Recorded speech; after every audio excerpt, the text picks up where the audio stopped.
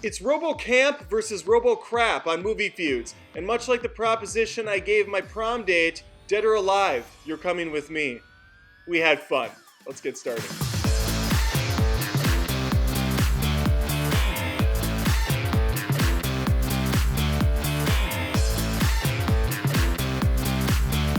Alex Murphy / RoboCop is Peter Weller.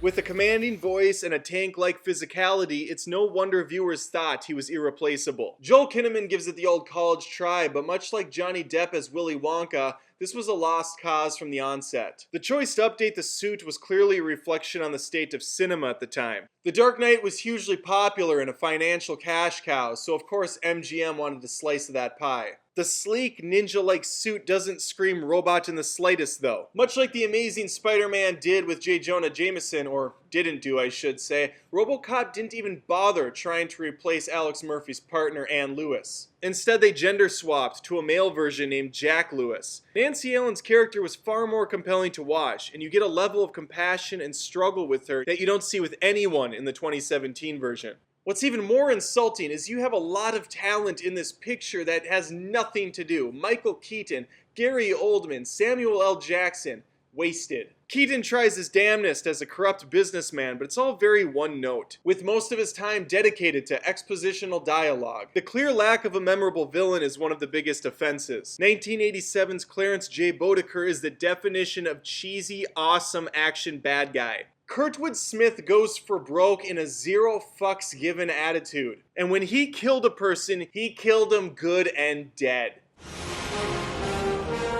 RoboCop 2014 opens with Samuel "This Is Another Paycheck" Jackson explaining how shitty Detroit has gotten in sort of an ESPN Sports Center layout. I hung on for a solid hour before the wheels really started to fall off this thing. If you aren't going to go the satire route the original was known for, you need to at least have something interesting to say, or give me some big action set pieces. This does neither. This movie is the definition of Sunday morning background TV. It's on because you're too weak to turn the station due to the 16 hours of diarrhea you've been experiencing. And now that I say all this, I realize more and more people don't have cable, making this movie even more insignificant and pointless. The original is paced so much better, with RoboCop being revealed and in the fray much quicker. In a very dystopian-like version of Detroit, a giant corporation runs the city and crime runs rampant. When a crime-fighting robot malfunctions and starts shooting innocent civilians, it's up to this giant conglomeration to save face with the community. They take advantage of the recent murdering of Alex Murphy by placing the very little that's left of him inside a steel case. His new armored body makes him much tougher to kill and much easier to rally behind. This all comes at a price, as Murphy is a ghost in the shell now, trying to remember his past and make his own choices instead of the programming. This is all kind of addressed in the new film, but it's so watered down because of the PG-13 rating,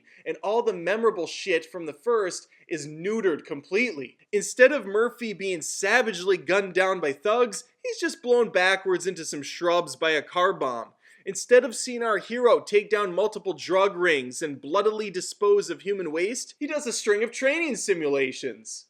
That's cool. That's fun to watch. Hope you enjoy that because it's half the damn movie. Most of the action in this flick comes from that training simulation. The effects are definitely better, but who cares? There's nothing to be invested in.